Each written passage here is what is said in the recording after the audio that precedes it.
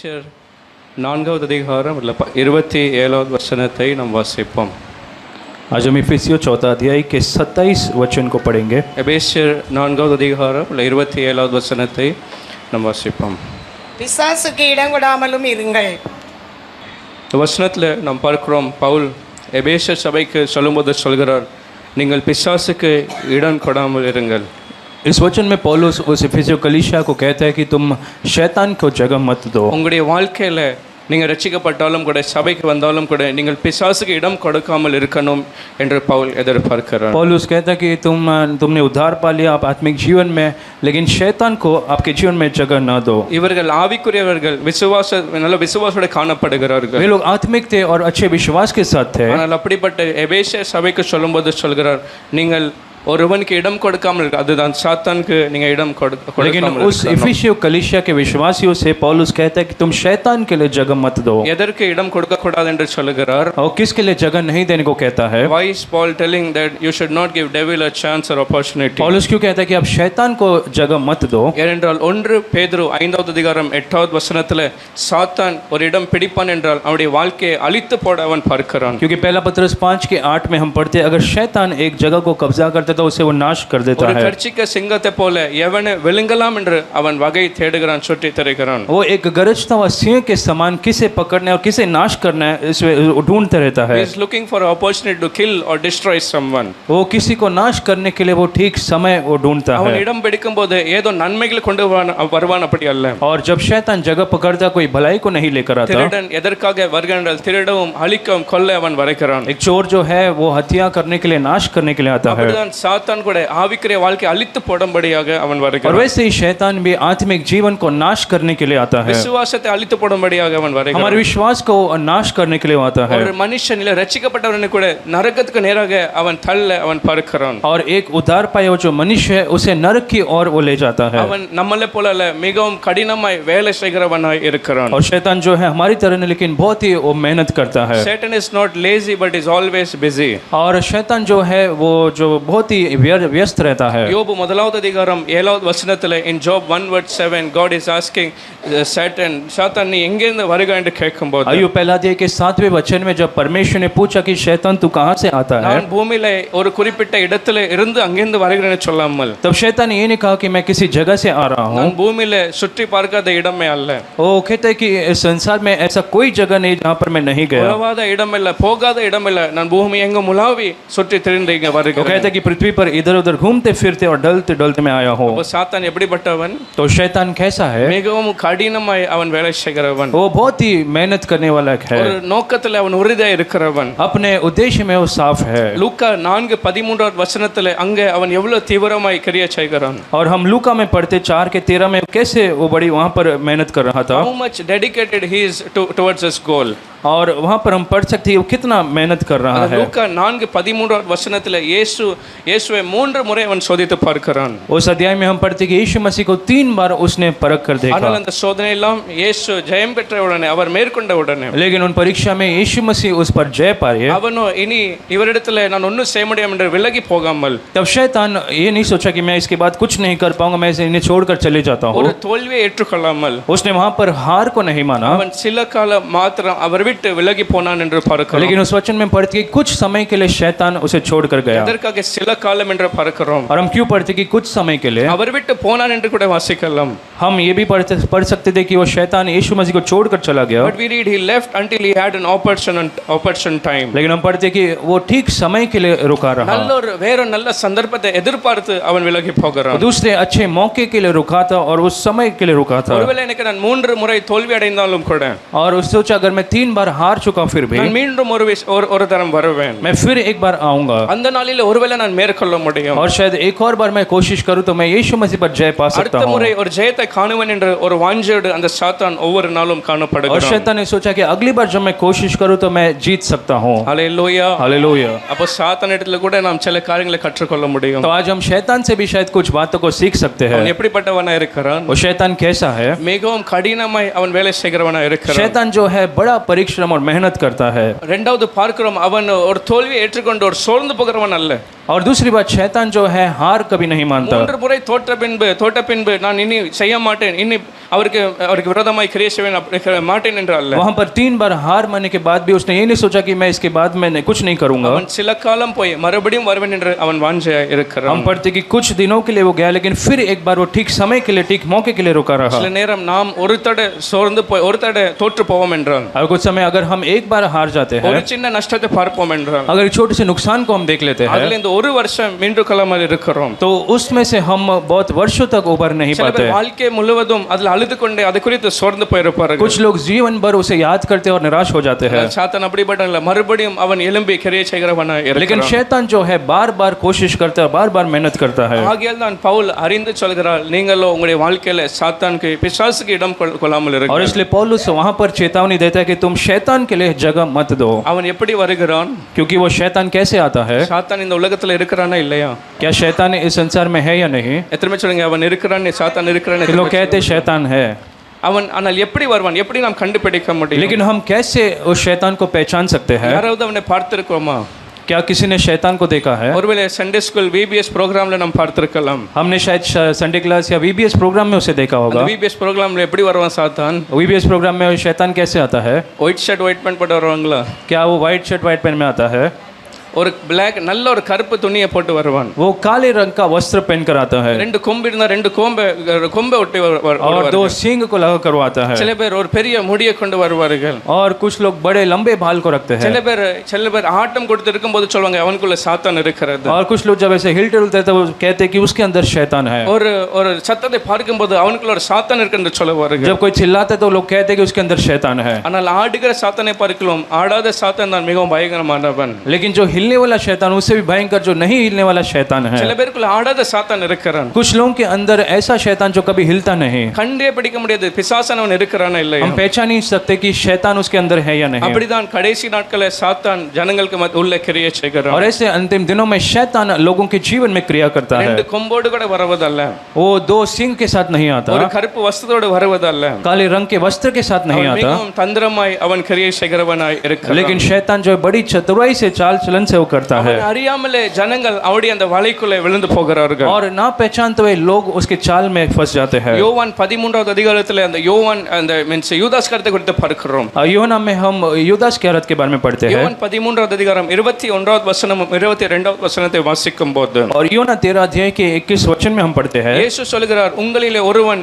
என்னை காட்டி கொடுப்பான் என்று சொல்கிறான். यीशु मसीह ने कहा कि तुम में से एक जन मुझे पकड़वाएंगे। அப்போ இந்த யூதாஸ் கருடைய வாழ்க்கையை நீங்க பார்க்கும்போது तब हम जब यूदास कारियत के जीवन को समझते हैं, அந்த மற்ற 11 சீசர்கள் ஒருவரை பார்த்து கொண்டிருக்கிறார்கள். वहां पर शायद जो 11 शिष्य थे वो एक दूसरे को देख रहे थे। கொஞ்சம் கூட ஒரு சின்ன சந்தேகம் கூட அல்ல. तब उनके अंदर कोई भी संदेह नहीं था। ஈவன் இது யூதாஸ் காரியத்தை தான் இருக்கும் என்ற ஒரு சந்தேகம் சின்ன அளவு கூட அல்ல. और उनके अंदर छोटा सा भी संदेह नहीं कि ये यूदास कारियत हो सकता है। அப்படிப்பட்ட ஒரு வாழ்க்கையை அந்த யூதாஸ் காரியத்தை வாழ்ந்து तो கொண்டிருக்கிறார். ऐसा एक जीवन वहां पर वो यूदास कारियत जी रहा था। ஏற்கனவே அவனுக்குள்ள யார் இருக்கிறான்? लेकिन उसके अंदर कौन था? சாத்தான் அவனுக்குள்ள இருந்து அவனுக்கு ஒரு பண ஆசை கொடுத்து அவனை வஞ்சித்து கொண்டிருக்கிறான். शैतान उसके अंदर था, उसे पैसों का लालच दिया था। அதே யோவான் 6வது அதிகாரம் 70வது வசனத்திலே இயேசு அங்க சொல்கிறார். और वही यूहन्ना 6 अध्याय के 70वें वचन में यीशु मसीह ने कहा, ஆனால் 12 பேரை உங்களை தெரிந்து கொள்ளவில்லையா?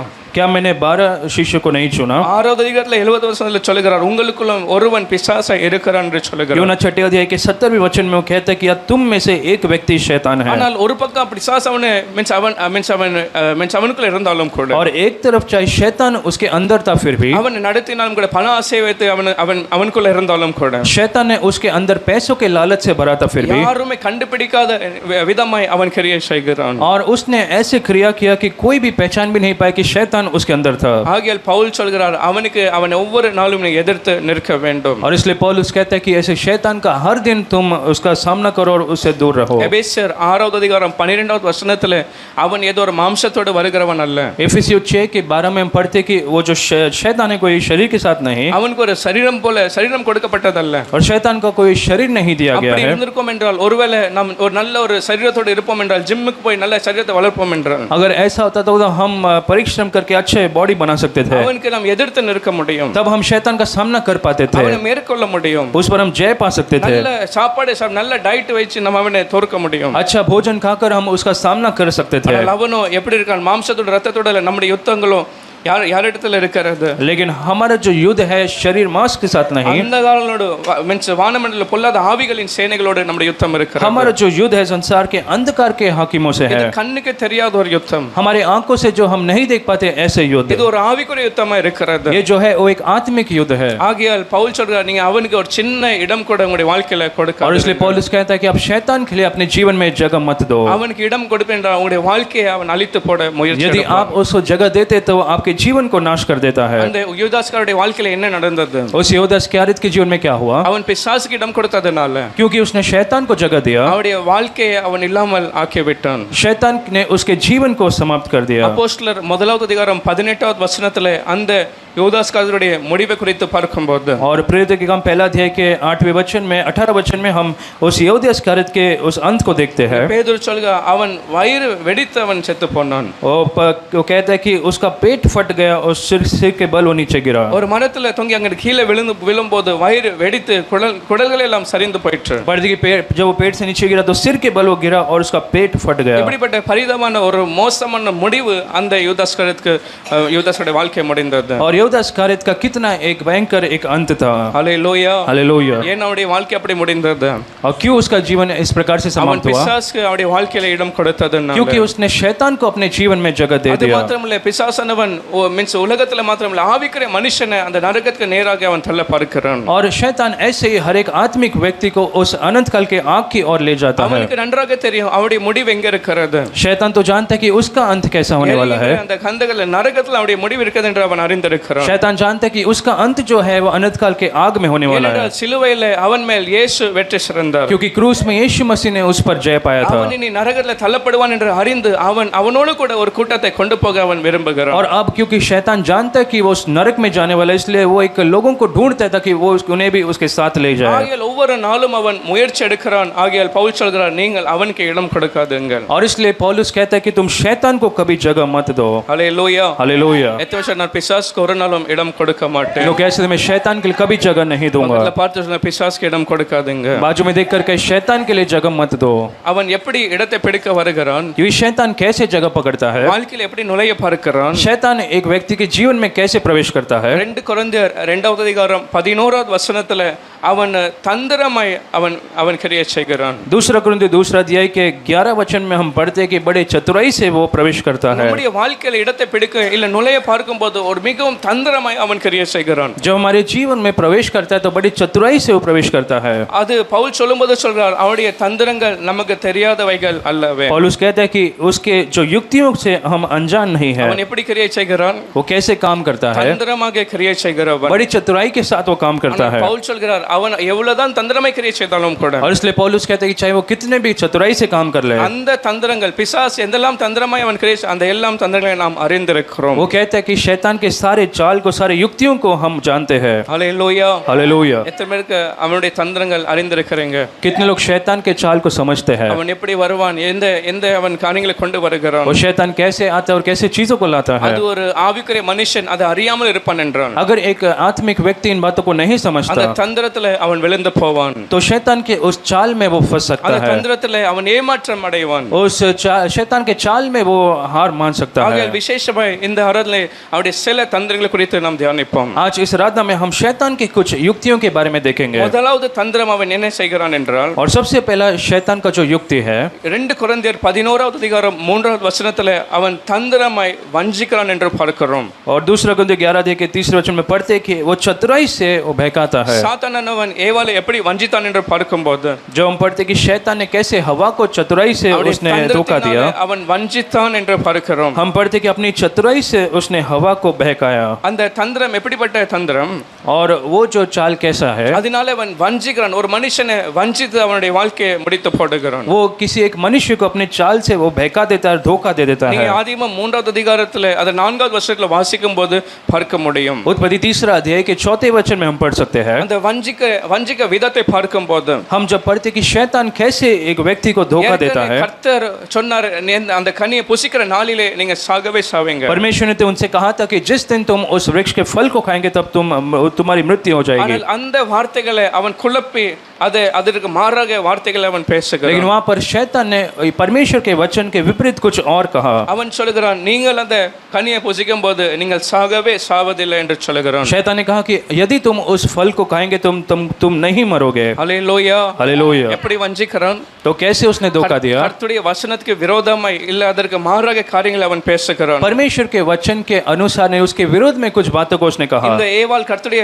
வசனத்தை அறிந்திருக்கிறவள். हवा जो थी परमेश्वर के वचन को जानती थी, அவளே சொல்றாள், கர்த்தர் சொன்னார் இந்த கனியை சாப்பிட கூடாது சொல்லுகிறான். क्योंकि उसने खुद कहा था कि परमेश्वर ने कहा इस फल को नहीं खाना है। இவன் வந்து சொல்றான், அது அல்ல, நீங்க இதை சாப்பிடலாம், நீங்கள் சாகவே சாவதில்லை. लेकिन उस सांप ने कहा कि तू इसे खा सकती है और तू नहीं मरेगी।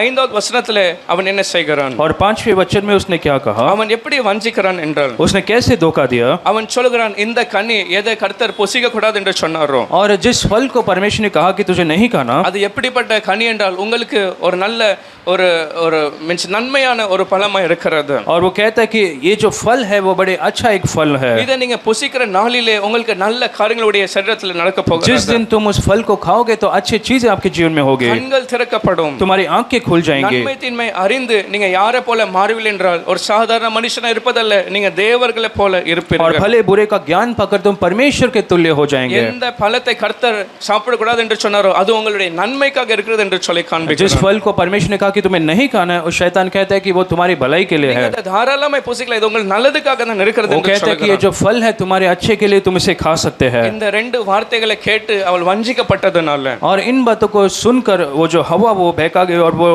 धोखा खाई। 6வது வசனத்திலே அந்த ஏவாள் அந்த விருட்சத்தை எப்படி பார்க்கிறாள்? 6वें वचन में हम पढ़ते हैं कि वो हवा ने उस वृक्ष को, उस फल को कैसे देखा। அந்த மரத்தையும் அந்த விருட்சத்தை இதுவரை பார்த்த அந்த விதம் வித்தியாசமா இருந்தது.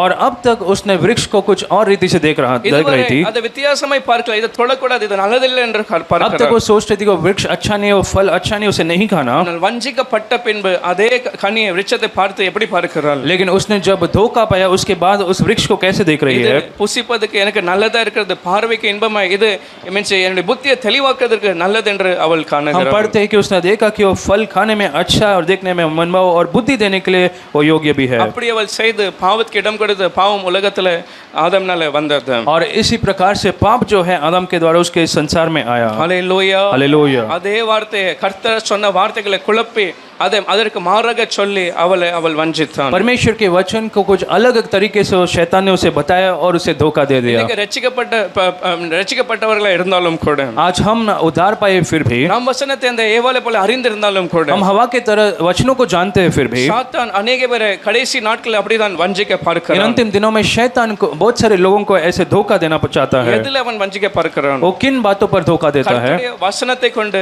அவன் வஞ்சிக்க பார்க்கிறான். परमेश्वर के वचनों को लेकर वो धोखा देता है। அதுதான் 2 கொரிந்தியர் 11:3 அந்த பயம் அந்த பவுலுக்கு இருந்தது. और वही 2 कोरिन्थियों 11 अध्याय के 3 वचन में पौलुस के अंदर एक डर था। சர்ப்பமானது ஏவாளை வஞ்சித்தது போல உங்களையும் வஞ்சிப்பான் கெடுப்பான் என்று எனக்கு பயம் वो இருக்கிறது. कहता है कि जैसे उस सांप ने हवा को धोखा दिया वैसे ही वो आपको भी धोखा दे। அறிந்த உண்மை கிறிஸ்துவை பற்றி அந்த உண்மையை விட்டு உங்களை கெடுக்கும் என்று நான் பயந்திருக்கிறேன். मसीह के उस सच्चाई से आपको भी वो अलग करे और आपको भी धोखा दे सकता है। உங்களை திசை திருப்பி விலக்கிவிடும் என்று எனக்கு ஒரு பெரிய பயம் உண்டு. आपको भी उस मार्ग से हटाकर वो अपने और ले जाएगा, इसलिए मैं घबराया हूँ। ரட்சிக்கப்பட்ட சபை விசுவாசிகளை அவன் என்ன செய்கிறான்? तो इसलिए जो उद्धार पाए कलीसिया विश्वासी के साथ वो क्या करता है? ஒவ்வொரு நாளும் சத்தியத்தை கேட்டு அறிந்தாலும் கூட हर दिन हम वचनों को पढ़कर सच्चाई को जानते हैं फिर அவன் भी இருதயத்துல சில காரியங்களை அவன் போடுகிறான். वो हमारे हृदय में कुछ बातों को रखता है। எப்படிப்பட்ட காரியங்களை போடுகிறான்? वो कैसे चीजों को रखता है? இது நீங்க செய்யாமல் இருந்தாலும் கூட ஒரு பிரச்சனை அல்ல. वो कहेगा कि अगर तुम इसे नहीं करोगे तो भी कोई समस्या नहीं। இந்த சில காரியங்களை நீங்க கீழ்ப்படிய தேவையே அல்ல. इन बातों को आपको मानने की जरूरत नहीं है। இதோடு கூட வாழலாம், இதை நீங்க செய்யலாம், இது உங்களுடைய நன்மைக்காக என்று சொல்லுவான். आप इसे कर सकते हैं, आपकी भलाई के लिए है। மற்ற ஜனங்களும் அப்படி செய்து கொண்டு இருக்கிறார்கள். दूसरे लोग भी इसे कर रहे तो आप भी कर सकते கூட हैं। இருக்கிற ஜனங்களை பாருங்கள், आपके साथ जो लोग हैं उन्हें देखिए, அவர்களும் இப்படிப்பட்ட அப்படிப்பட்ட வாழ்க்கையை வாழ்ந்து கர்த்தருடைய வார்த்தையை கீழ்ப்படியாமல் கூட நல்ல சந்தோஷமாய் தானே वो तो இருக்கிறார்கள். परमेश्वर के वचनों को नहीं मानते फिर भी वो बड़े आनंद से जीते हैं। சிலர் பாவத்தில் இருந்தும் கூட சந்தோஷமா இருக்கிறார்கள். वो कहेगा कुछ लोग तो पाप में जी कर भी आनंदित है। நீங்களும் அப்படி செய்யலாம் என்று அவன் கடைசி நாட்களில் அநேகரை வஞ்சித்துக் கொண்டு இருக்கிறான். तो वो कहेगा कि आप भी ऐसे जी सकते हैं। अंतिम दिनों में शैतान ऐसे धोखा देना நீங்க चाहता है। ஆராதிக்கிற கர்த்தர் அவர் மிகவும் நல்லவர். लेकिन हम जिस परमेश्वर की आराधना करते हैं वो बहुत ही अच्छा है। நீங்க இப்படிப்பட்ட காரியங்களை செய்யலாம், கீழ்ப்படியாமல் இருந்தாலும் கூட அவர் ஒன்றும் செய்ய மாட்டார். और अगर उसके वचनों को आप नहीं मानोगे तो भी वो परमेश्वर आपको कुछ नहीं करेगा, ऐसा शैतान कहेगा। கர்த்தர் மன்னிக்க சொன்னால் மன்னிக்காமல் இருப்பது, और परमेश्वर ने अगर उन्हें माफ करने को कहा तो भी वो माफ नहीं சில करते। காரியங்களை சொல்லும்போது அதை கீழ்ப்படியாமல் இருப்பது. और परमेश्वर अगर कुछ कहा तो भी उसके आज्ञाओं को वो नहीं मानते। ஏன் சில நேரம் நம்மளை கீழ்ப்படியாமல் போகிறோம்? और क्यों हम कुछ समय परमेश्वर के वचन को नहीं मान पाते? அந்த வசனம் நம்முடைய வாழ்க்கையில நிறைவேறாமல் போகிறதுக்கு இடையில அவன் கிரியை செய்கிறான். क्योंकि वो वचन हमारे जीवन में पूरा होने से पहले शैतान हमारे जीवन में क्रिया करता है। நம்மளை வஞ்சிக்க பார்க்கிறான். शैतान हमें धोखा देना चाहता இல்ல है। கேட்டது சரிதான், ஆனா நீங்க அதை செய்யக்கூடாது. और वो कहेगा कि तुमने वचन को तो सुना लेकिन उसके अनुसार आपको नहीं அந்த चलना। பாவத்தை விடக்கூடாது, उस पाप को आप मत छोड़िए, அந்த கோபத்தை விடக்கூடாது, उस गुस्से को आप मत அந்த छोड़िए, அசுத்தத்தை விடக்கூடாது. उस अशुद्धता को आप मत छोड़िए। அப்படிப்பட்ட சில காரியங்களை அவனுடைய இருதயத்துல அவன் போட்டுக்கொண்டே और இருக்கிறான். ऐसे कुछ बातों को शैतान आपके हृदय में डालता அதை रहेगा। நீங்க அடுத்த வருஷம் பண்ணலாம், वो कहेगा कि अगले साल आप कर सकते हैं, அடுத்த வருஷத்துல நீங்க மனம் திரும்பலாம். अगले वर्ष आप मन फिरा सकते हैं। அப்படி அவன் ஒவ்வொருவருடைய இருதயத்தை கடைசி நாட்ல வஞ்சித்துக் கொண்டே तो इस இருக்கிறான். इन अंतिम दिनों में शैतान कई लोगों को धोखा देना चाहता है। ஆகையால் அவர் சொல்கிறார், நீங்களும் அந்த தந்திரத்துக்கு இடம் கொடுக்காமல் और இருங்கள். इसलिए पौलुस कहते हैं तुम ऐसे चतुराई के लिए जगह मत दो। அல்லேலூயா. हालेलुया। எத்தனை பேர் வசனத்தை அவன் தந்திரமாய் வசனத்தினால் என்ன வஞ்சிக்க பார்த்தாலும் கூட इन लोग कह सकते हैं शैतान अपने बातों से मुझे धोखा देने की कोशिश करे तो भी வார்த்தை அப்படியே நான் கீழ்ப்படியவே. मैं परमेश्वर के वचनों को मैं पालन करूंगा। அல்லேலூயா. हालेलुया। அந்த ஏவாளை போல அல்ல, நான் ஒவ்வொரு நாளும் கர்த்தருடைய வார்த்தையை கீழ்ப்படியவே. उस हवा के समान लेकिन हर दिन मैं परमेश्वर के वचनों को मानूंगा। ரெண்டாவது பார்க்கும்போது அவன் எப்படி தந்திரமாய் கிரியை செய்கிறான். और दूसरी बात शैतान कैसे चतुराई से वो काम करता है। நம்முடைய வாழ்க்கையில அவன் பெருமையை கொண்டு வருகிறான். हमारे जीवन में वो घमंड को लेकर आता है। நீதிமொழிகள் 16வது அதிகாரம் 18வது வசனத்துல வாசிக்கிறோம். नीति वचन 16 अध्याय के 28वें वचन में हम पढ़ते हैं। In the book of Proverbs chapter 16 verse 18, नीति वचन 16 अध्याय के 18 वचन में அழிவுக்கு முன்னானது அகந்தை என்று பார்க்கிறோம். हम पढ़ते कि नाश के पहले घमंड आता है। எந்த வாழ்க்கையில அகந்தை பெருமைக்கு இடம் இருக்கிறதோ और जिस जीवन में घमंड के लिए जगह है அந்த வாழ்க்கையில பின்னாலே என்ன வருகிறது? उनके जीवन में उसके बाद क्या आता है? கூடவே அழிவு இல்ல விழுதல் வருகிறது என்று பார்க்கிறோம். हम पढ़ते कि घमंड के बाद उनके जीवन में नाश भी आता है। வசனம் தெளிவாய் சொல்றது, ஒரு மனுஷன் பெருமைக்கு இடம் கொடுப்பான் என்றால் கூடிய சீக்கிரம் அவன் அழிந்து விழுந்து போவான் என்று பார்க்கிறோம். परमेश्वर का वचन साफ कहता है यदि कोई अपने जीवन में घमंड को जगह देता तो वो नाश हो जाएगा। சாத்தான் எப்படி தந்திரமாய் கிரியை செய்வான்? तो शैतान कैसे चतुराई से काम करता है? நம்முடைய வாழ்க்கையை பெருமையால நிரப்பி அவன் கிரியை செய்கிறான். हमारे जीवन को वो घमंड से भरकर वो काम करता है। ஏனென்றால் அவனுக்கு தெரியும் அந்த பெருமை என்ன செய்யும் என்றால் இவர்களை அழித்து போடும். क्योंकि वो जानता है कि घमंड जो है इन लोगों को नाश कर सकता அந்த है। பெருமையினால இவர்கள் விழுந்து போவார்கள். वो जानता है कि घमंड के कारण ये लोग गिर सकते हैं। சாத்தானும் எப்படி விழுந்தான்? आप जानते हैं शैतान कैसे गिरा था?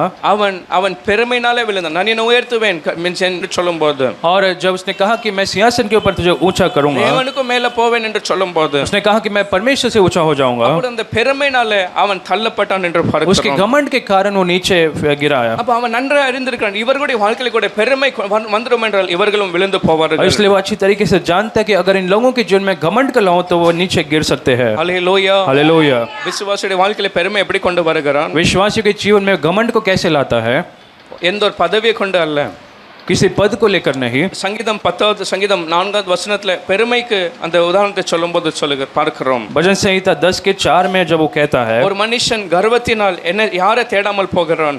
एक मनुष्य अपने घमंड के कारण किसे नहीं ढूंढ அவன் पाता, தேவனை தேடாமல் போகிறான். वो परमेश्वर को नहीं खोजता। அந்த பெருமைனால தேவனை தேடாமல் அவன் போகிறான். और एक व्यक्ति अपने घमंड के कारण परमेश्वर को नहीं खोज पाता। ஏன் அந்த தேவனை தேடாமல் போகிறான்? वो क्यों परमेश्वर को नहीं खोजता? அந்த பெருமை வந்ததுனால இப்போ அவன் நினைக்கிறான் எல்லாம் அவனால எல்லாம் நடக்கிறது. क्योंकि उसके जीवन में जब घमंड आ गया वो सोचता है कि अब सब कुछ उसके कारण हुआ है। இது என்னுடைய பலத்தினால நான் செய்கிறேன். सोचता है कि मैं मेरे बल के कारण हो நான் गया இருக்கிற இந்த நிலைமை என் ஞானத்தினால இப்படி இருக்கிறேன். और मेरे बुद्धि के कारण मैं अब इतना बढ़ गया हूँ। எல்லாம் அவன் என்று நான் சொல்லும்போது और जो कहता है कि सब कुछ मैंने किया और मेरे कारण हुआ, அவன் யாரை தேடாமல் போகிறான்? तो वो किसे नहीं ढूंढ पाता। அவன் தேவனுக்கு இடம் கொடுக்காமல் தேவனை தேடாமல் वो போகிறான். परमेश्वर को नहीं खोज पाता और परमेश्वर के लिए जगह नहीं दे पाता। அதே 4வது வசனம் அவருடைய எல்லாம் நினைவுகள் எப்படி மாறி போகிறது उसी चौथे वचन में उसका पूरा विचार कैसे हो இந்த जाता है, உலகத்துல தேவன் இல்ல தேவன் தேவையில்லை என்று அப்படிப்பட்ட ஒரு நிலைமைக்கு அவன் போகிறான் उसका विचार इस प्रकार से हो जाता है कि परमेश्वर है ही नहीं। நான் வாழுவது நான் வேலை செய்கிறது நான் எல்லாம் சம்பாதி என் திறமையினால என் பலனினால நான் பலத்தினால செய்கிறேன் और वो सोचता कि ये सब कुछ मेरे कारण और मेरे बुद्धि और मेरे बल के कारण हो गया। அப்படிப்பட்ட பெருமைக்கு இடம் கொடுக்கிறதுனால அந்த வாழ்க்கை முடிந்து போகிறது என்று பார்க்கிறோம் और ऐसे जब घमंड के लिए कोई जगह देता तो उसका जीवन नाश हो जाता है। ஹல்லேலூயா हालेलुया। பெருமையினால என்ன செய்வான் என்றால் கர்த்தரை மறந்து போய் கர்த்தரை தேடாமல் இருப்பான் और एक व्यक्ति घमंड के कारण परमेश्वर को भूल जाता है और परमेश्वर को खोजना भूल जाता है। எந்த ஒரு வாழ்க்கையில கர்த்தருக்கு இடம் இல்லாமல் இருக்கிறதோ जिस जीवन में परमेश्वर के लिए जगह नहीं, எந்த ஒரு வாழ்க்கையில தேவனை நோக்கி பார்க்காத ஒரு வாழ்க்கை இருக்கிறதோ जिस जीवन में कोई परमेश्वर को नहीं खोजता, ஆவிக்குரியவன் என்று சொல்லியும் தேவனை தேடாம நாட்கள் வாரங்கள் மாதங்கள் இருக்கும் என்றால் और अगर हम कहते कि हम आत्मिक है लेकिन फिर भी हम परमेश्वर को नहीं खोजते, அது எதற்கு அடையாளமா இருக்கிறது तो वो क्या दर्शाता है? நான் அது பெருமைக்கு அடையாளமா இருக்கிறது वो घमंड का एक चिन्ह है, ஏனென்றால் நீங்க சுயத்துல வாழ விரும்புகிறீங்க क्योंकि आप खुद से खुद के बल पर निर्भर रहते हैं। கர்த்தர் தேவையில்லாமல் இருக்கிறார் आपको परमेश्वर की भी जरूरत नहीं அந்த पड़ती। மனுஷன் தேவனை தேடாமல் இருப்பது அவருடைய பெருமையை காண்பிக்கிறது और अगर कोई मनुष्य परमेश्वर को नहीं खोजता मतलब उसके जीवन में घमंड आ गया है। சில பேர் வேலை இல்லாமல் இருக்கும்போது அந்த மீன்ஸ் வேலைக்காக ஜெப குறிப்பை சொல்லுவார்கள் और कुछ लोगों को अगर अच्छा नौकरी नहीं होता तो वो सबसे कहते कि मेरे लिए प्रार्थना करो। 2 வாரம் 3 வாரம் அப்படி சொல்லிக்கொண்டே இருப்பாங்க ஜெபிங்க ஜெபிங்க யாருமே இன்டர்வியூக்கு கூப்பிடாமல் और இருக்கிறார்கள் 2-3 हफ्ते वो कहते कि मेरे लिए प्रार्थना करो, मैंने कोई इंटरव्यू नहीं दे पा रहा। சபையும் ஜெபிப்பார்கள் ஒரு நல்ல வேலை கிடைக்கும் और प्रार्थना जो कलीसिया प्रार्थना करती है उसे अच्छा नौकरी मिल जाता है, அப்ப சாட்சி எப்படிப்பட்ட சாட்சி இருக்க வேண்டும் लेकिन उसके बाद उसका गवाही कैसा होता है? வேலை கிடைக்கல கர்த்தர் கொடுத்தார் கர்த்தருக்கு ஸ்தோத்திரம் என்று இருக்க வேண்டும் उसका गवाही ऐसा होना है कि मुझे नहीं मिला था नौकरी और परमेश्वर ने मुझे दे दिया। ஆனால் சில பேர் எப்படி வந்து சொல்லுவார்கள் என்றால் लेकिन कुछ लोग कैसे गवाही देते हैं? நாங்க போனேன் என்னுடைய பயோடேட்டா அந்த என்னுடைய ரெஸ்யூமே அவர் பார்த்தாங்க और मैं वहां पर इंटरव्यू देने गया, वो लोग ने मेरा रेज्यूम देखा, என்னுடைய கடந்த 5 வருஷத்தின் அந்த எக்ஸ்பீரியன்ஸ் அனுபவத்தை பார்க்கும்போது मेरे पिछले 5 वर्ष के अनुभव को उन्होंने देखा, என்கிட்ட அதிகமான கேள்வியும் கேட்கவில்லை उन्होंने मेरे से ज्यादा सवाल भी नहीं पूछे உடனடியாக அடுத்த நாளே அடுத்த வாரத்திலே சேருங்க என்று சொல்லுகிறார்கள் और तुरंत उन्होंने मुझे नौकरी दे दी, अगले हफ्ते मुझे ज्वाइन करने को कह दिया। கர்த்தரை மறந்து போகிற ஒரு பெருமை அவங்களுடைய வாழ்க்கையை நிரப்புகிறது और ऐसा घमंड जिसके कारण वो परमेश्वर को भूल जाते हैं। ஹல்லேலூயா हालेलुया। அது சாத்தானுடைய தந்திரமாய் இருக்கிறது और ये शैतान का एक चाल है, மனுஷனை அந்த பெருமையினால நிரப்பி அதே அவனுடைய தள்ளி போட்டுரும் मनुष्य को घमंड से भर कर ताकि वो परमेश्वर को भूल जाए। அந்த ஏவாளை வஞ்சிக்கும் போது கூட ஒரு பெருமையான வார்த்தை அவன் சொல்லுகிறான் जब हवा को उसने धोखा दिया तो वहां पर भी एक घमंड वाले बात को उसने कहा। என்ன பெருமையை கொண்டு வருகிறான் उसने क्या घमंड को लेकर आया? அவன் அந்த 3வது அதிகாரம் ஆதியாகமம் 5வது வசனத்துல பார்க்கும்போது நீங்கள் தேவர்களை போல இருப்பீர்கள் என்று சொல்லுகிறான் उस उत्पत्ति 3 अध्याय के 5वें वचन में उसने कहा कि तू परमेश्वर के तुल्य हो जाएगी। நீங்கள் சாதாரண மனுஷன் இப்படி இருக்கிறது போல இருக்க மாட்டீர்கள் तुम अब जैसा हो वैसा नहीं रहने वाले। இந்த வாழ்க்கை என்ன வாழ்க்கை நீங்க தேவர்களை போல இருப்பீர்கள் उसने कहा कि इसके बाद तुम परमेश्वर के तुल्य हो जाएंगे। அந்த பெருமைக்கு இடம் கொடுத்தால் இப்படிப்பட்ட ஒரு வாழ்க்கை எனக்கு இருக்கணும் என்று ஒரு வாஞ்சோடு இருக்கும்போது அந்த ஏவாளோ வஞ்சித்தவள் விழுகிறாள் और जब वो घमंड हवा के अंदर आए कि मैं भी परमेश्वर के तुल्य हो जाएंगे, तब वो उसके जीवन में उसने नाश का सामना किया। ஹல்லேலூயா हालेलुया। எத்தனை வருஷம் நான் பெருமைக்கு என் வாழ்க்கையில இடம் கொடுக்காம लोग कहते हैं कि मेरे जीवन में मैं घमंड के लिए कभी जगह नहीं दूंगा। ஹல்லேலூயா हालेलुया। அப்படியே அவன் இயேசுவை அவன் வஞ்சிக்க பார்த்தான் और ऐसे उसने यीशु मसीह को भी धोखा देना चाहा। லூக்கா 4:9வது வசனத்துல பார்க்கும்போது लूका 4 अध्याय के 9वें वचन में, லூக்கா 4வது அதிகாரம் 9வது வசனத்துல பார்க்கும்போது लूका 4 अध्याय के 9वें वचन में நீர் யார் என்று நீர் தேவனுடைய குமாரன் என்று சொல்லுகிறான் वो कहते हैं कि तुम तो परमेश्वर के पुत्र हो நீர் என்ன செய்யலாம் என்றால் இங்கிருந்து நீங்க கொதிக்க முடியும் என்று சொல்லுகிறான் और तू तो यहाँ से नीचे गिर सकते हैं। நீங்க என்ன சாதாரண மனுஷன் நீங்க தேவனுடைய குமாரன் நீங்க கொதித்தால் என்ன நடக்கும் तुम तो साधारण मनुष्य नहीं, परमेश्वर के पुत्र हो। अगर तुम नीचे गिरे तो क्या होंगे? உங்களுக்காக தூதர்கள் வருவார்கள் स्वर्गदूत आपके लिए आपकी मदद के लिए आएंगे, உங்களுடைய கைகளை ஏந்தி கொள்ளுவார்கள் वो आपके हाथों को पकड़ लेंगे உங்களுடைய கால்கள் தலா மீன்ஸ் அது எந்த ஒரு சேதமும் வராது और आपको कोई भी हानि नहीं होगी। நீங்க தேவனுடைய குமாரன் என்று ஒரு பெருமையான வார்த்தைகளை அவன் காண்பிக்க वहां விரும்புகிறான் पर वो कहता है कि तुम परमेश्वर का पुत्र हो, ऐसे घमंड को लाने की कोशिश कर रहा ஆனால் था, கர்த்தரோ அந்த சோதனையில் அவர் விழவில்லை लेकिन यीशु मसीह उसकी परीक्षा में हार नहीं माने। நானும் அப்படிதான் பெருமைக்கு என் வாழ்க்கையில இடம் கொடுக்காமல் आज के இருப்பேன் लोग कहते हैं कि वैसे ही मैं भी घमंड के लिए मेरे जीवन में जगह नहीं दूंगा। பவுல் எப்பொழுதும் நம்முடைய வாழ்க்கையில என்ன சாட்சியை சொல்லுவார் पौलुस हमेशा अपने जीवन में क्या गवाही देता था? 1 கொரிந்தியர் 15வது அதிகாரம் 10வது வசனத்துல அவர் அவருடைய வாழ்க்கை குறித்து சொல்லும்போது पहला कुरिन्थियों 10 अध्याय के 15 वचन में जब अपने जीवन के बारे में बता रहा था, 1 கொரிந்தியர் 15:10 in 1 Corinthians 15:10 when Paul had to say about himself पहला कुरिन्थियों 15 के 10 में जब पौलुस अपने बारे में कह रहा था, நான் இருக்கிறது எப்படி இருக்கிறேன் என்றால் தேவ கிருபையினால இப்படி वो இருக்கிறேன். कहता है कि मैं जो कुछ भी हूँ मैं परमेश्वर के अनुग्रह से हूँ. I am what I am because of the grace of the Lord. वो कहता है कि मैं जो कुछ भी हूँ मैं परमेश्वर के अनुग्रह से हूँ. நான் என்று சொல்ல எனக்கு இடமே அல்ல. मैं कर कर कहने के लिए मेरे पास कुछ भी नहीं. நான் இருப்பது எல்லாமே அவருடைய கிருபையினாலே தான் वो இருக்கிறேன். कहता है कि मैं जो कुछ भी हूँ परमेश्वर के ही अनुग्रह से हूँ. ஹalleluya. हालेलुया. இந்த அவரில் எத்தனை பேர் அப்படி சொல்ல முடியும்? इस आराधना में कितने लोग ऐसे कह सकते हैं? நான் என் குடும்பம் இருக்கிற இந்த நிலைமையும் और मैं मेरा परिवार जिस परिस्थिति में है இது தேவ கிருபையினாலே நாம் இப்படி वो இருக்கிறோம். केवल परमेश्वर के अनुग्रह से है. நல்ல வலது கரத்தை உயர்த்தி சொல்லுங்க. अपने दाहिने हाथ को उठाकर நான் कहिए இருக்கிறது தேவ கிருபையினாலே. मैं जो कुछ भी हूँ परमेश्वर के अनुग्रह से हूँ. ஹalleluya. हालेलुया. எவ்வளவுதான் உயர்த்தி வைத்தாலும் கூட, परमेश्वर चाहे कितना भी आपको ऊंचा कर ले, எவ்வளவுதான் ஆசீர்வதித்தாலும் கூட, चाहे वो आपको कितना भी आशीष करे, ஒரு நாளும் கூட நான் என்று சொல்லத்தக்க அல்ல, அவருடைய கிருபையினாலே அவர் உயர்த்துகிறார். आपको कभी ये नहीं कहना कि ये मेरे कारण है, लेकिन आपको कहना है कि परमेश्वर के अनुग्रह से है. அப்படிப்பட்ட ஒரு வாழ்க்கையை கர்த்தர் நம்முடைய வாழ்க்கையில எதிர்பார்க்கிறார். परमेश्वर ऐसा एक जीवन हमसे चाहता है. அவர் யாருக்கு அதிகமான கிருபை கொடுக்கிறார்? वो किसे अधिक अनुग्रह देता है? யாரெல்லாம் தம்மை தாழ்த்துகிறார்களோ தாழ்மையுள்ளவர்களுக்கு தேவன் அதிகமான கிருபையை அளிக்கிறார். जो कोई अपने आप को नम्र करता है परमेश्वर उन्हें और भी अनुग्रह देता ஆனால் है. பெருமையுள்ளவர்களுக்கு கர்த்தர் என்ன செய்கிறார்? எதிர்த்து நிற்கிறார் என்று பார்க்கிறோம். लेकिन जो घमंड है परमेश्वर उनके विरोध में रहता है. அடுத்ததாவது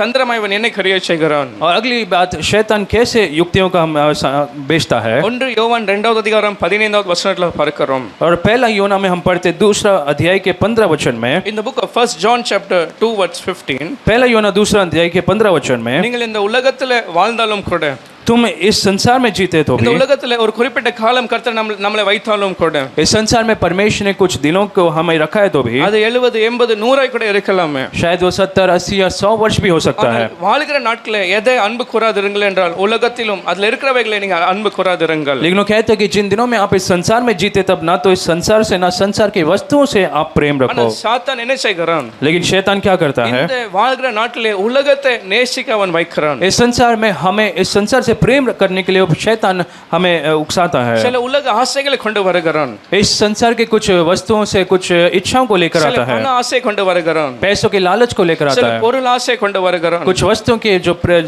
इच्छाओं को लेकर आता है. உலகத்துல சந்தோஷத்தை கொண்டு வருகிறான். इस संसार में हमें आनंद देता அந்த है உலகம் அவங்களை திருப்திப்படுத்துகிறது. और संसार जो है उन्हें तृप्त करने இந்த लग जाता உலகம் है எனக்கு போதும் என்ற ஒரு மனதை கொண்டு வருகிறான். और सोचते हैं कि ये जो संसार हमारे लिए काफी है. மேலானவைகளை அவர்கள் கீழானவைகளை தேட ஆரம்பிக்கிறார்கள். ऊपर की चीजों को नहीं, संसार के वस्तुओं को खोजने लगते हैं. கர்த்தருக்கு இடம் கொடுக்காமல் உலக காரியங்களுக்காக நேரத்தை वो செலவழிக்கிறார்கள். परमेश्वर के लिए जगह नहीं देते, लेकिन संसार की चीजों पर वो ज्यादा महत्व देते हैं. அவன் தந்திரமாய் என்ன செய்கிறான் என்றால் ஜனங்களை இந்த உலக காரியங்களை சிக்கிக்கொள்ள வைக்கிறான். तो शैतान जो है अपने बड़े चतुराई से इस संसार के वस्तुओं पर हमें प्रेम रखने के लिए उत्सुकता அப்படி है. வஞ்சிக்கப்பட்டவர்கள் எப்படி மாறிடுவார்கள்? और जो ऐसे धोखा पाते हैं वो कैसे बदल जाते हैं?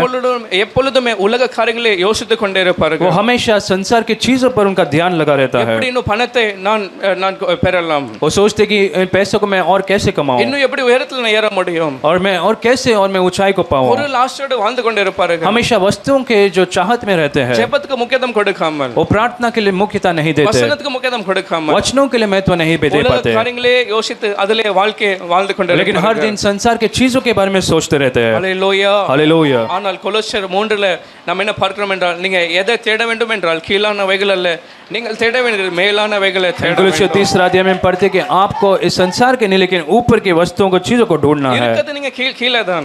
आप इस संसार में हो ஆனா लेकिन இந்த फिर भी உலகத்துல வாழ்ந்தாலும் கூட நீங்க தேட வேண்டியது மேலானவைகளை தேட आप इस வேண்டும். संसार में जीते हो, लेकिन फिर भी आपको ऊपर की चीजों को और भी ध्यान देना है. Hallelujah. Hallelujah. What is things above? மேலானவைகள்னா என்னது? ऊपर की चीजें क्या है? நட்சத்திரம் சூரியனை தேட வேண்டுமா? और क्या हमें सूर्य चंद्रमा को देखना है? ஆவிக்குரிய காரியங்களை நாம் தேட வேண்டும். आत्मिक चीजों को हमें और ढूंढना है, பரிசுத்தத்தை தேட வேண்டும். पवित्रता को और ढूंढना ஜெபத்தை है, தேட வேண்டும். प्रार्थना को और ढूंढना है, ஆராதனையில இன்னும் நாம் இருக்க வேண்டும். और भी आराधना में समय बिताना है, கர்த்தருக்காக முக்கியத்துவத்தை கொடுக்க வேண்டும். परमेश्वर के लिए और भी महत्व देना है. இதெல்லாம் உன்னத மேலான காரியங்கள் என்று நாம் அறிந்து கொள்ள और வேண்டும். यही सारे स्वर्गीय जो ऊपर की चीजें हैं. ஹalleluya. हालेलुया. எத்தனை பேர் சொன்னா பூமிக்குரிய இல்ல மேலானவைகளை நான் தேடுவேன். कितने लोग कहते हैं कि संसार के चीजों लेकिन ऊपर की चीजों को मैं खोजूंगा. பாருங்க மேலானவைகளை தேடுங்கள். बाजू में देखकर कहे कि ऊपर की चीजों को आप Not खोजिए. the things which are down below, but the things which are above. इस संसार के चीजों को नहीं, लेकिन जो ऊंचे ऊपर है उन चीजों को ढूंढिए. மேலானவைகள் இந்த உலகத்தோடு வாழும்போது மாத்திரம் பிரயோஜனம் இருக்கிறது. जब हम इस संसार में जीते तो इस संसार की चीजें हमारे लिए काम की आएंगे, மேலானவைகள் பரலோகத்துக்கு கொண்டு போக முடியாது. लेकिन इस संसार की चीजों को आप स्वर्ग में नहीं ले जा ஆனா सकते. மேலானவைகள் பரலோகத்துல உங்களை கொண்டு போகும். लेकिन जो स्वर्ग की जो वस्तु है आपको वहां पर दिया जाएगा. 1 தீமோத்தேயு 6:9 வசனத்துல வாசிக்கும்போது और पहला तीमुथियुस छठे अध्याय के 9वें वचन में, in 1 Timothy chapter 6 verse 9 पहला तीमुथियुस छठे अध्याय के 9वें वचन में ஒரு எச்சரிக்கையை அந்த தீமோத்தேயுக்கு பவுல் சொல்லும்போது சொல்கிறார், वहाँ पर एक चेतावनी को जब वो पौलुस देता है, யாரெல்லாம் ஐஸ்வர்யவான்களை ஆக விரும்புகிறார்களோ जो कोई धनी होना चाहता है அவருடைய வாழ்க்கையில அநேக சோதனைகள் அநேக கண்ணியில் அவர்கள் சிக்கிக் கொள்வார்கள், अपने जीवन में बहुत सारे परीक्षाओं का समस्याओं का सामना कर सकते அநேக हैं, இச்சைகளில் அவர்கள் விழுந்து விடுவார்கள், बहुत सारे इच्छाओं में फंस जाते हैं சாத்தான் அவங்களை விழ வைப்பான், और शैतान उन्हें नीचे அந்த गिराएगा। ஆசையில அவர்களுடைய வாழ்க்கை முடிந்து போகும் என்று சொல்கிறார்। उन इच्छाओं में लालसाओं में उनका जीवन समाप्त हो जाएगा। அப்படிதான் யூதாஸ் காரியத்துடைய உதாரணம் கூட பார்க்கும்போது அவன் பண ஆசையோடு அவன் விழுந்து மரித்து और போனான்। यूदास करित के जीवन में भी ऐसा ही, वो पैसों के लालच के कारण नीचे गिरा, ஏனென்றால் அந்த பணம் அவங்களை திருப்தி ஆக்க முடியவில்லை, क्योंकि जो पैसा है उन्हें कभी तृप्त नहीं कर पाते, உலகத்துக்கு நேரம் கொடுப்பதில்லை அவங்களுடைய நேரம் எல்லாம் முடிந்து போகிறது। और संसार में वो और समय देते हैं, संसार की चीजों में और समय देते हैं, அவர்களோ அந்த பலவித இச்சைகளில் விழுகிறார்கள் என்று பார்க்கிறோம்। और हम पढ़ते हैं कि ऐसे जो लोग हैं ऐसे लालसाओं में पड़ जाते हैं। 10வது வசனத்துல अनेक பேர் அவருடைய விசுவாசத்தை விட்டு கூட அவர்கள் போகிறார்கள்। 10वें वचन में हम पढ़ते हैं कि कई लोग जो अपने विश्वास को छोड़कर चले जाते हैं। Hallelujah hallelujah. அனைத்து பேர் நான் பண ஆசையோடு ஒரு நாளும் வாழ लोग மாட்டேன், कहते हैं कि मैं कभी पैसों के लालच में नहीं जीऊंगा, நான் கர்த்தருக்காக எது இருக்கிறதோ அதை வச்சு நான் சந்தோஷமா मेरे இருப்பேன்। पास जो कुछ भी है उसमें मैं संतुष्ट रहूंगा। हालेलुया। हालेलुया। எபிரேயர் 13:5 வசனத்துல வாசிக்கும்போது, इब्रानियों 13 अध्याय के 5वें वचन में पढ़ते हैं, in Hebrews chapter 13 verse 5 விசுவாசி எப்படி வாழ வேண்டும் என்று, इब्रानियों 13 अध्याय के 5वें वचन में एक विश्वासी को कैसे जीना है, ஆவிக்குரியவன் ரட்சிக்கப்பட்டவன் எப்படிப்பட்ட ஒரு வாழ்க்கை வாழ வேண்டும், उद्धार पाया हुआ एक व्यक्ति को कैसे जीना है, உங்களுக்குள்ள பண ஆசை இல்லாதவர்களை நீ நடக்க வேண்டும், उनके अंदर पैसों का लालच कभी ना होना चाहिए, நம்முடைய இந்த வாழ்க்கையில பணத்தை குறித்த ஒரு ஆசை இல்லாமல் இருக்க வேண்டும், हमारे जीवन में पैसों का लालच कभी नहीं होना चाहिए। பணம் நமக்கு உதவு தேவைதான், ஆனாலும் கூட அதுல ஒரு வாஞ்ச ஒரு ஆசை இருக்க கூடாது, हमें पैसों की तो जरूरत है लेकिन उस पर हमें कभी लालच नहीं करना அது है, மேல ஒரு நம்பிக்கை வைத்து அதரே நோக்கமா இருக்க கூடாது, उस पर हम भरोसा करते हैं, उस पर निर्भर नहीं रहना है, ஆனால் மாறாக எப்படி இருக்க வேண்டும், लेकिन हमें कैसे रहना है, உங்களுக்கு இருக்கிறவைகளே போதும் என்று நீங்கள் எண்ணுங்கள், जो कुछ तुम्हारे पास है उसी पर तुम संतोष रहो। Hallelujah. Hallelujah. What kind of life God is expecting from us? परमेश्वर हमसे कैसा एक जीवन चाहता है, We have to have a heart which says whatever I have, it is enough for me. हमारे पास ऐसा एक दिल होना चाहिए कि परमेश्वर मेरे पास जो कुछ भी है उसी में मैं संतुष्ट हूँ। உங்க வாழ்க்கையில எதெல்லாம் கர்த்தர் கொடுத்திருக்கிறாரோ परमेश्वर ने आपके जीवन में जो कुछ दिया है, அது குடும்பமா இருக்கலாம், आपका परिवार हो सकता வேலையா है, இருக்கலாம், आपका काम हो सकता படிப்பா है, இருக்கலாம், आपके जो पढ़ाई हो सकती வீடா है, இருக்கலாம், आपका घर हो सकता है, இருக்கிறவைகள் போதும் என்று நாம் எண்ண வேண்டும்। हमारे पास जो कुछ है वो हमारे लिए काफी है, ऐसे हमें सोचना है। हालेलुया। हालेलुया। எத்தனை வருஷம் எனக்கு எதெல்லாம் இருக்கிறதோ இன்னைக்கு அதை நான் போதும் என்று ये लोग कहते हैं मेरे पास जो कुछ है उसमें मैं संतुष्ट रहूंगा, கர்த்தர் மற்றதெல்லாம் கர்த்தர் கொடுப்பார், क्योंकि बाकी सारा चीज परमेश्वर हमें देगा। கர்த்தர் விரும்பினால் கர்த்தர் ஆசீர்வதிப்பார், अगर परमेश्वर चाहते तो हमें आशीष करेगा, ஆனால் எப்பொழுது ஒரு ஆசையோடு வாழாமல் எது இருக்கிறது என்று போதும் என்று மனதோடு நாம் लेकिन हमें कभी लालच के साथ न, लेकिन जो कुछ है हमें उसमें संतुष्ट रहना जरूरी है, அதோடு கூட தான் வாக்குத்தத்தம் அவர் கொடுக்கிறார், क्योंकि उस वचन में उसके बाद वो एक प्रतिज्ञा देता है। எந்த நிலைமையில் இருந்தாலும் கூட ஒரு காரியத்தை புரிந்து கொள்ளுங்கள், आप चाहे कैसे भी परिस्थिति में, लेकिन एक बात को जान நான் लीजिए, உங்களை விட்டு விலகுவதும் இல்லை கையும் விடுவதல்ல। वो कहता है कि मैं तुम्हें कभी नहीं छोड़ूंगा ना तुम्हें त्यागूंगा। हालेलुया। हालेलुया। எத்தனை பேர் போதும் என்று மனதோடு நான் लोग இருக்கிறேன், कहते हैं कि मैं हमेशा संतुष्ट रहूंगा। வலது கருத்தை வைத்துச்சுங்க எனக்கு இருக்கிறது போதும் என்று நான் சொல்லுகிறேன், दाहिने हाथ को उठाकर कहे कि मेरे पास जो कुछ मैं उसमें संतुष्ट रहता हूँ, கர்த்தர் நம்பி கொடுத்த காரியங்களுக்கு போதும் என்று நான் जो பார்க்கிறேன்। कुछ परमेश्वर ने भरोसा कर आपको दिया उसी में संतुष्ट रहिए। அந்த வனாந்தரத்தில் அந்த இஸ்ரவேல் ஜனங்கள் எத்தனை தான் செய்தாலும் கூட போதும் என்று மனதில்லாமல் காணப்பட்டார்கள், उस मरुभूमि में परमेश्वर ने चाहे जितना भी अनुग्रह चमत्कार उनके लिए किया, लेकिन वो कभी वो संतुष्ट नहीं थे। அவர்கள் அழிந்தும் போனார்கள் என்று பார்க்கிறோம்। हम पढ़ते कि वो नाश भी हो गए। அடுத்ததாவது பார்க்கும்போது और अगली बात हम पढ़ते அவன் हैं, தந்திரமாய் கொண்டு வருகிற காரியம் என்றால் நம்முடைய ஆவிக்குரிய வாழ்க்கையில பயத்தை கொண்டு வருகிறான்। वो शैतान जो है चतुराई से हमारे जीवन में डर को लेकर आता है। மத்தேயு 14வது அதிகாரம் 29வது வசனமும் 30வது வசனத்தை வாசிக்கும் போது, और मत्ती 14 अध्याय के 29 वचन में हम पढ़ते हैं, கர்த்தர் ரட்சிக்கப்பட்டவருடைய வாழ்க்கையில அந்த பயத்தை பார்க்க விரும்புவதும் அல்ல, परमेश्वर हम उद्धार पाए हुए जीवन में वो डर को नहीं देखना அந்த चाहता। சீசர்கள் பயந்தபோது கர்த்தர் ஏன் பயப்படுங்க உங்களுடைய விசுவாசம் எங்க என்று கேட்டார்। जब वहाँ पर शिष्य डर चुके थे, अब यीशु मसीह ने पूछा कि तुम क्यों डरते हो, तुम्हारा विश्वास कहाँ। ஒரு நாள் இந்த பேதுரும் அவன் அந்த படவை இறங்கி கீழே வரும்போது, और वैसे एक दिन पतरस जब उस नाव से उतर के चल रहा था, யார் சொல்லி அவர் கீழே இறங்குகிறார், किसने उसे कहा था नीचे उतरने के लिए, இயேசுவின் சத்தம் கேட்டு இயேசுவின் வார்த்தை கேட்டு அவரை கண்டு அவர் கீழே இறங்கி வருகிறார்। और यीशु ने कहा और उसके बाद पतरस नीचे उतर कर आया। இதுவரை இயேசுவை கண்டு அவருடைய வார்த்தைக்கு செவி கொடுத்து அவர் நடந்து கொண்டிருக்கிறாரோ, जब तक यीशु मसीह के वचन को पालन करते हुए चल रहा था, அந்த வசனத்துல 29 பார்க்கிறோம் இயேசுவிடத்தில் அவர் போக நடந்து கொண்டிருக்கிறார்। 29 वचन में पढ़ते कि यीशु मसीह की ओर वो चलने लगा। ஆனால் 30வது வசனத்துல இயேசுவை விட்டு கொஞ்சம் வேற காரியங்களை அவர் கவனித்து பார்க்கும்போது लेकिन 30 वचन में हम पढ़ते जब यीशु मसीह को ना देखते हुए किसी और चीजों को देखने लगा, அடிக்கிற அந்த பலமா இருக்கிற அந்த காற்றை பார்க்கிறார். जब उसने उस हवा उस आंधी को देखा, அந்த காற்றை பார்த்த உடனே பயந்து அவர் அமல ஆரம்பிக்கிறார். जैसे उसने उस हवा को देखा, आंधी को देखा, वो डर गया। ஹalleluya. हालेलुया। ஏன் அவர் கீழே போகிறார்? और अब वो क्यों डूबने लग गया? அந்த பயம் அவருடைய கீழே அவருடைய வாழ்க்கையை அழித்து போட பார்க்கிறது. क्योंकि डर जो है उसे उसका जीवन समाप्त करने पर அந்த लगा। பயம் அவருடைய வாழ்க்கையை முடிக்க பார்க்கிறது. उसका जो डर था उसका जीवन समाप्त करने लगा। அந்த கூடவே யார் இருக்கிறார்? उसके साथ कौन था? இயேசு கூட இருந்தாலும் கூட அந்த பயத்துக்கு இடம் கொடுத்ததுனால அவருடைய வாழ்க்கை அமில போகிற போல இருந்தது. वहाँ पर यीशु साथ था, लेकिन फिर भी उसने डर के लिए जगह दिया, उसका जीवन नाश होने वाला था। ஹalleluya. हालेलुया। அப்படியே நம்முடைய வாழ்க்கை கூட சில நேரம் காணப்படுகிறது. और ऐसे हमारा जीवन में भी कुछ समय हो सकता நல்ல है। ஆராதிக்கிறோம், நல்ல விசுவாசோட காணப்படுகிறோம். हम अच्छे से आराधना करते, बड़े विश्वास के साथ रहते हैं, சூழ்நிலை கவனித்து பார்த்து அதுல பயத்துக்கு இடம் கொடுக்கும்போது लेकिन हमारे परिस्थिति को देखकर, हम कुछ चीजों को देखकर जब डर जाते हैं, நம்மோடு கூட கர்த்தரை பார்க்கலாம் அந்த பயத்தை நாம் பார்த்து சோர்ந்து போகும்போது हम परमेश्वर को नहीं देखते, लेकिन जब डर को उस चीजों को देखकर डर जाते ஒரு हैं, பெரிய கவலை பயம் நம்முடைய வாழ்க்கையில ஒவ்வொரு நாளும் காணப்படுகிறது. तब हमारे जीवन में एक डर और भी और समस्या का हम सामना करते हैं। நீங்க எத்தனை சொல்றீங்க நான் பயத்தை பார்க்க மாட்டேன், காற்றை பார்க்காமல் இயேசுவை மாத்திரம் பார்ப்பேன். आज के लोग कहते हैं कि मैं आंधी तूफानों को लेकिन केवल यीशु मसीह को देखूंगा। ஹalleluya. हालेलुया। எத்தனை நான் காற்று வீசினாலும் கூட, चाहे कितना भी आंधी तूफान आ जाए, எத்தனை அலைகள் வந்தாலும் கூட, चाहे कितने भी आंधी तूफान आ அவரை जाए, மாத்திரம் பார்ப்பேன். मैं केवल उस परमेश्वर को देखूंगा। ஹalleluya. हालेलुया। ஒருவேளை अनेक பிரச்சனைகள் வாழ்க்கையில அந்த காற்றை போல இருக்கலாம். आज शायद बड़े समस्या आपके जीवन में उस हवा के समान हो ஆனால் அது सकता है, எப்படிப்பட்ட காற்றா இருந்தாலும் கூட चाहे कैसा भी आंधी तूफान हो जाए, பயத்துக்கு இடம் கொடுக்காமல் आप डर के लिए जगह मत அந்த दो, பயத்துக்கு நீங்க இடம் கீழே கீழே கொண்டு போகும். क्योंकि वो डर जो है आपको और नीचे की ओर ले ஆனால் जाएगा। உலகத்துல இருக்கிற அவனை பார்க்கல, நம்மோடு கூட இருக்கவர் அவர் பெரியவர். लेकिन इस संसार में जो है उससे बढ़कर वो ये मसीह जो हमारे अंदर அவர் இந்த है, காற்றை பார்க்கலும் பெரியவர். वो उस हवा से भी बढ़कर है, உங்களுடைய பிரச்சனைகளை பார்க்கலும் அவர் பெரியவர். आपके समस्या भी बढ़कर है, உங்களுடைய தேவைகளை பலவீனங்கள் பார்க்கலும் அவர் आपके பெரியவர். कमजोरी और आपके जरूरतों से भी बढ़कर है। எல்லா நிலைமையில அவரை மாத்திரம் நான் பார்ப்பேன். हर परिस्थिति में केवल उस परमेश्वर पर निर्भर रखिए। சொல்லி நான் கவலைக்கு இடம் கொடுக்க மாட்டேன், लोग कहते हैं मैं चिंता के लिए जगह नहीं பயத்துக்கு दूंगा, இடம் கொடுக்க மாட்டேன், डर के लिए जगह नहीं दूंगा, அவரை மாத்திரம் நான் பார்ப்பேன். केवल उस परमेश्वर को देखूंगा। ஹalleluya. हालेलुया। அதான் பிலிப்பியர் 4 சொல்லும்போது நீங்கள் எதை குறித்து ஒன்றை குறித்து கவலைப்படாமல், और वही फिलिप्पी 4 में वो कहता है कि आप किसी भी बात की चिंता मत करो। எத்தனை குறித்து கவலைப்படணும்? कितने बात की चिंता नहीं करना, ஒன்றை குறித்தும் கலங்காமல் किसी भी बात की चिंता ना करो, எல்லாவற்றை மாத்திரம் அவருக்கு தெரியப்படுத்துங்கள். लेकिन सब कुछ अपने निवेदन प्रार्थना से उसे எல்லா बताइए। புத்திக்கு மேலான தேவ சமாதானம் உங்களை ஆளுகை और सबसे செய்யும். बढ़कर परमेश्वर यीशु मसीह का शांति आपके जीवन में क्रिया करेगा। ஹalleluya. हालेलुया। அவரிடத்துல மாத்திரம் ஜெபத்திலே வேண்டுதலோடு அவரை தெரியப்படுத்து ஒரு சமாதானம் நம்முடைய வாழ்க்கையில வருகிறது. जब हमारे प्रार्थना के द्वारा सब कुछ हम उसे बताते तो परमेश्वर का शांति हमारे जीवन में நான் आता அவரை है। மாத்திரம் பார்ப்பேன். केवल हमें उसे देखना है। கடைசியை பார்க்கிறோம். और अंत में हम पढ़ते हैं எபேசியர் 6:10 சொல்கிறார், इफिसियों 6 अध्याय के 10वें वचन में, நீங்களோ அவனுக்கு அவனுக்கு இடம் கொடுக்காமல் இருக்க வேண்டும் என்றால் और अगर हमें शैतान का सामना करना है तो நீங்கள் கர்த்தரிலும் அவருடைய சத்துவத்திலும் வல்லமையிலும் நீங்க பலப்படுங்கள்.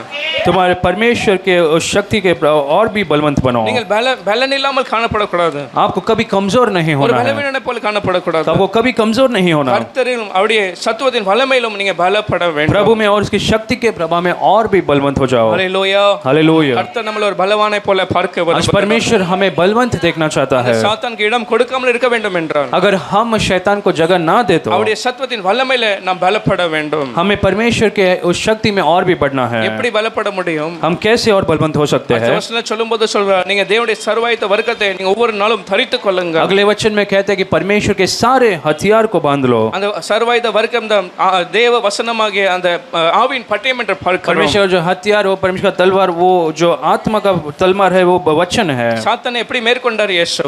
और यीशु मसीह ने शैतान को कैसे हारा? அந்த 3 முறை சோதிக்கும் போது எப்படி ஜெயத்தை கண்டார்? जब 3 बार शैतान ने परीक्षा की तब यीशु मसीह कैसे जीत पाए? கர்த்தருடைய வசனத்தை கொண்டு எப்படி எழுதியிருக்கிறது என்று சொல்லி 3 முறையும் அவனை தோற்கடித்தார். 3 बार यीशु ने कहा कि वचन में ऐसा लिखा है और परमेश्वर यीशु मसीह उस पर जय पाए। ஹalleluya. हालेलुया। அப்போ சாத்தானுக்கு இடம் கொடுக்காமல் இருக்க வேண்டும் तो என்றார். अगर आपको शैतान को जगह नहीं देना है என்னத்தை அறிந்திருக்க வேண்டும்? तब आपको क्या जानना जरूरी है? தேவ வார்த்தையை நான் அறிந்திருக்க कि வேண்டும். लोग कहते हैं कि परमेश्वर के वचन को मैं जानता हूँ। ஹalleluya. ஹalleluya हालेलुया। எந்த ஒரு தனிப்பட்ட ஆவிக்குரியவன் ஞானஸ்நானம் எடுத்து ரட்சிக்கப்பட்டவனோ और अगर कोई व्यक्ति जो उद्धार पाया बपतिस्मा लिया है, அவன் வார்த்தைக்கு முக்கியத்துவம் கொடுக்காமல் இருக்கிறானோ अगर वो परमेश्वर के वचन को महत्व नहीं देता, வசனத்துல தெரிறவனாய் மீன்ஸ் வளராமல் இருப்பான், ஒரு சின்ன குழந்தை பால் குடிக்கிற குழந்தை போல இருப்பான் என்றான். अगर वचन में नहीं बढ़ पाता, एक छोटे बालक के समान होता है, அவன் அந்த சோதனையில அவன் கீழே விழுவான், அழித்து போவான். तो अपने परीक्षाओं में हमेशा नीचे गिर सकता है। சாத்தான் தந்திரமாவுடைய வாழ்க்கையை அழித்து போட பார்ப்பான். शैतान चतुराई से उसके जीवन को नाश कर அதே सकता போல है। வஞ்சித்து போல வஞ்சித்து விடுவான். जैसे हवा को उसने नाश किया, वैसे वो हमें भी धोखा दे सकता ஆனால் है। இயேசுவை போல ஜெயத்தை காண வேண்டும் என்றால் लेकिन यदि यीशु मसीह के समान हमें जय प्राप्त करना அந்த है, வசனத்தை ஒரு குழப்பம் இல்லாமல் அறிந்து அதுல தேறினவன் நாம் மாற तो வேண்டும். उन वचनों को हमें जानकर समझकर हमें अच्छे तरीके से जानना அந்த है। வசனம் நமக்கு ஒரு வெற்றியை தரும். और वचन जो है हमें जय देगा, அந்த வசனம் நமக்கு ஒரு விடுதலை और கொடுக்கும். परमेश्वर का वचन हमें छुटकारा देगा। ஹalleluya हालेलुया। வலது கருத்துல அந்த பைபிள் எடுத்து अपने दाहिने हाथ में उस पवित्र शास्त्र को இந்த लेकर வருஷம் இன்னும் நான் இந்த வசனத்துல வளர விரும்புகிறேன். कितने लोग कह सकते हैं कि मैं इस वचन में और बढ़ना चाहता हूँ, இன்னும் ஒவ்வொரு நாளும் பாரத்தோட இந்த வசனத்தை நான் தியானிப்பேன். और भी बोझ के साथ इस वचन को आपको हर दिन पढ़ना है, மனுஷன் அப்பத்தினால் மாத்திரமல்ல, क्योंकि मनुष्य केवल रोटी से नहीं, ஆவிக்குரிய மனுஷனோ அவருடைய வார்த்தையினால ஒவ்வொரு நாளும் அவன் एक பிழைக்கிறான். आत्मिक मनुष्य जो है परमेश्वर के वचन से जिएगा। அவருடைய வாயினால புறப்படுகிற ஒவ்வொரு வார்த்தையினால அவன் பிழைக்கிறான். उसके मुंह से निकलने वाले हर एक जो वचन से वो जीता है, ஆகையால் வார்த்தை மிகவும் முக்கியமானதா और இருக்கிறது. इसलिए परमेश्वर का वचन हमें बहुत ही महत्वपूर्ण है। ஒருவேளை ஒவ்வொரு நாளும் வசனத்தை வாசிக்காமல் இருப்பீர்கள் என்றால் यदि आप हर दिन परमेश्वर के वचन को नहीं पढ़ते, நாளை நல்ல ஒரு தீர்மானத்தை எடுங்கள். तो इस रात में आप एक निर्णय को लें நம்முடைய வார்த்தையை ஒவ்வொரு நாளும் வாசிக்க कि விரும்புகிறேன். मैं परमेश्वर के वचनों को हर दिन पढ़ूंगा। எனக்கு நல்ல ஒரு வாஞ்சி தாங்க, உதவி செய்யுங்க. कि परमेश्वर हमें एक चाहत दीजिए உம்முடைய வசனத்துல வளர்ந்து அந்த சாத்தானை எதிர்த்து நிற்க कि तेरे விரும்புகிறேன். वचनों में बढ़कर उस शैतान का सामना करने के लिए मैं तैयार பவுல் रहूं। சொல்றார், விசுவாசத்தோட நீங்க இருக்க வேண்டும். पौलुस कहता है कि आप विश्वास के साथ रहिए, விசுவாசமுடைய கேடகத்தோட அவனை எதிர்க்க வேண்டும். विश्वास के उस ढाल के साथ आप उसका सामना நல்ல करें। ஒரு விசுவாசம் நம்முடைய வாழ்க்கையில இருக்கும் என்றால் अगर एक अच्छा विश्वास आपके अंदर है, तो அவன் ஓடியே போவான். இவருடைய வாழ்க்கையில இனி நான் கிரியை செய்ய तो முடியும். शैतान आपको छोड़कर भाग जाएगा। वो कहेगा कि इसके जीवन में मैं काम नहीं कर எவ்வளவுதான் सकता। பிரச்சனை கொண்டு வந்தாலும் கூட விசுவாசத்துல உறுதியா இருக்கும்போது चाहे जितना भी समस्या लेकर आए, और विश्वास में अगर आप स्थिर हो, तो அந்த விசுவாசம் பிசாசுக்கு இடம் கொடுக்காமல் இருக்கும். वो विश्वास जो है वो शैतान को आपके जीवन में कुछ करने से रोक सकती है। ஹalleluya. हालेलुया। எத்தனை விசுவாசத்துல நான் உறுதியா இருப்பேன். कि लोग कह सकते हैं मेरे विश्वास में मैं मजबूत खड़ा அந்த रहूंगा। விசுவாசத்தை பார்த்து அவன் பயந்து ஓடி போக வேண்டும். मेरे विश्वास को देखकर शैतान मुझे देखकर भाग நான் जाएगा। எவ்வளவுதான் பிரச்சனை கொண்டு வந்தாலும் கூட, चाहे कितने भी समस्या को मैं लेकर आ காற்றை जाऊं, கொண்டு வருகிறேன், அலையை கொண்டு வருகிறேன், எத்தனை தான் பிரச்சனை கொண்டு வந்தாலும் वो கூட, सोचेगा कि मैं इतने सारे समस्या को, आंधी तूफानों को भेजता हूं, फिर இவர்கள் भी। தேவனை மாத்திரம் சார்ந்து இருக்கிறார்கள். लेकिन ये जो लोग हैं केवल परमेश्वर पर निर्भर है, இவர்கள் கர்த்தரை உறுதியை பற்றிக் கொள்கிறார்கள். ये लोग परमेश्वर पर विश्वास के साथ जी रहे हैं, அவன் விட்டு இடம் கொடு பார்க்காமல் ஓடியே போவான். और वो आपको छोड़कर चला जाएगा। எபேசியர் 6:18 வசனத்தில் एफिसियों 6 अध्याय के 18 वचन में ஒவ்வொரு நாளும் ஆவியிலே ஜெபம் பண்ணுங்கள் என்று वो சொல்கிறார். कहता है कि हर दिन आत्मा में आप प्रार्थना करें। ஜெபிக்கிறவன் அவனுக்கு இடம் கொடுக்காமல் அவன் போகிறான்.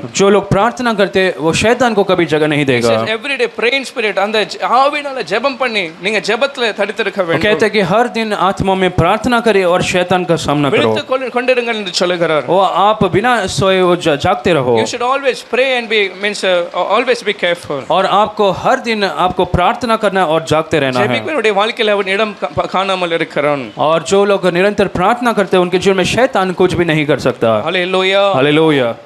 லூக்கா 10:17 வசனத்துல பார்க்கிறோம். लूका 10वां अध्याय के 17 वचन में हम पढ़ते हैं, இயேசுவின் நாமத்தை எடுக்கும்போது जब हम यीशु मसीह के नाम को भी लेते हैं, சாத்தான் என்ன செய்கிறான்? तब शैतान क्या करता அந்த है? இடத்துல அவன் நிற்காமல் அவன் ஓடி போகிறான். शैतान उस जगह पर खड़ा नहीं रह पाता और वहां से भाग जाता அந்த है। 70 பேர் வந்து சந்தோஷத்துல இயேசு இடத்துல வந்து சொல்கிறார்கள், वहां पर 72 लोग आकर यीशु मसीह कहने लगे, உம்முடைய நாமத்தை எடுக்கும்போது உம்முடைய நாமத்தினால பிசாசுக்கு என்ன நடந்தது? आपके नाम को पुकारे तब शैतान जो दुष्ट आत्मा क्या हुआ? நீங்கள் கீழ்ப்படுகிறது, அவர்கள் ஓடி போகலாம் என்று சொல்கிறார். वो कहते हैं कि आपके नाम से जो दुष्ट आत्मा है वो भाग गए। ஹalleluya. हालेलुया। அவனை எதிர்த்து நிற்க வேண்டும் என்றால், और अगर आपको शैतान का सामना करना அவனுக்கு है, இடம் तो கொடுக்காமல் இருக்க வேண்டும் என்றால், अगर आप उसे जगह नहीं देना है, அவருடைய तो நாமத்தை எடுக்க அவன் ஓடியே போவான். जब आप परमेश्वर यीशु मसीह के नाम को लेते तब वो भाग जाएगा। அநேக காரியங்கள் இருந்தாலும் கூட और अनेक बातें हैं फिर भी। அப்போஸ்தலர் 28வது அதிகாரம் 5வது வசனத்துல வாசிக்கிறோம். प्रेरितों के काम 28 अध्याय के 5वें वचन में அங்கே ஒரு சர்ப்பமானது அந்த மீன்ஸ் அவருடைய கையை அது கவிழ்ந்தது என்று பார்க்கிறோம். पढ़ते कि एक सांप सांप जो है उसके हाथ में वो